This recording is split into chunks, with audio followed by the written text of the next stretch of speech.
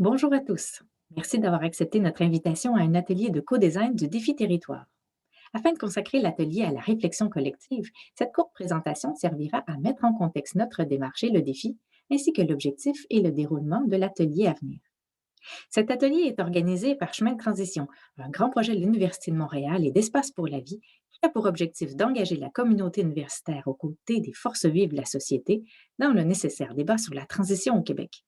Parce qu'avec l'accélération des changements climatiques, la perte massive de biodiversité et l'épuisement des ressources naturelles, la question n'est plus de savoir si nous nous dirigeons vers une société profondément différente, mais si cette transition sera entièrement subie ou au moins partiellement choisie.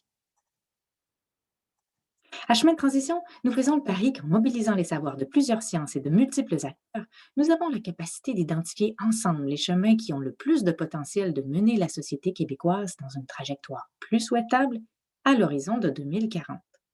Nous structurons ce travail autour de grands défis critiques pour l'avenir de notre belle province.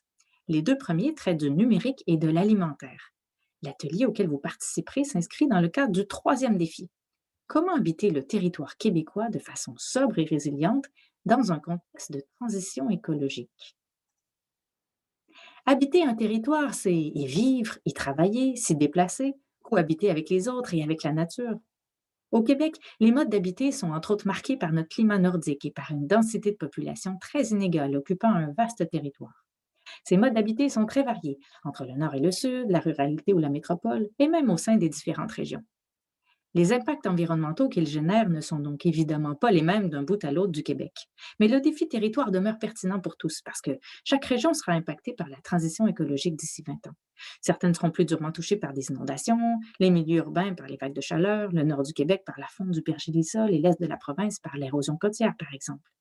Mais la transition écologique aura des effets directs, certains positifs et d'autres négatifs, sur des secteurs essentiels comme l'agriculture, les forêts, le tourisme et bien sûr les façons de vivre en ville comme en campagne. Bref, d'ici 2040, les modes d'habiter devront se réinventer face à la crise écologique.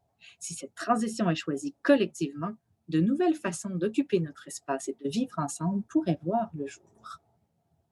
Pour imaginer et choisir ensemble ce futur souhaitable, Chemin de transition vous propose d'utiliser une approche prospective. À la fois créative et scientifique, la prospective permet de mieux nous orienter en contexte de forte incertitude. Elle ne cherche pas à prédire l'avenir en termes de probabilité. Elle prend pour acquis que le futur n'est jamais écrit à l'avance. Les futurs s'explorent et se transforment en fonction de nos choix et de nos actions au fil du temps. À l'aide de récits, elle nous ouvre au monde des futurs possibles et rend ainsi notre avenir plus abordable pour mieux nous donner prise à l'action. Concrètement, notre démarche prospective se déroule en 4 étapes. Nous avons déjà complété l'étape 1 du défi territoire, où nous avons réalisé une revue de littérature rigoureuse et consulté 60 experts pour identifier les futurs possibles du territoire québécois en 2040. L'atelier de co-design auquel vous participerez constituera le cœur de la deuxième étape. L'objectif est d'imaginer les modes d'habiter les plus souhaitables possibles en 2040 dans un contexte de transition écologique. Nous organisons une vingtaine d'ateliers en février et mars afin de dégager les éléments clés de ce futur souhaitable, en invitant des participants de partout à travers le Québec. Cette vision du futur souhaitable est cruciale, car elle servira de base de travail pour la troisième étape, où nous tracerons différents chemins possibles permettant de passer de notre situation actuelle au futur que nous aurons choisi ensemble. Votre participation à cet atelier contribuera donc activement à ce que d'ici 1 an et demi environ, nous puissions proposer à la société québécoise des balises claires pour mieux habiter notre territoire dans un contexte de transition écologique. Lors de l'atelier auquel vous participerez, nous discuterons ensemble sur la base d'un des 4 scénarios de futur possibles.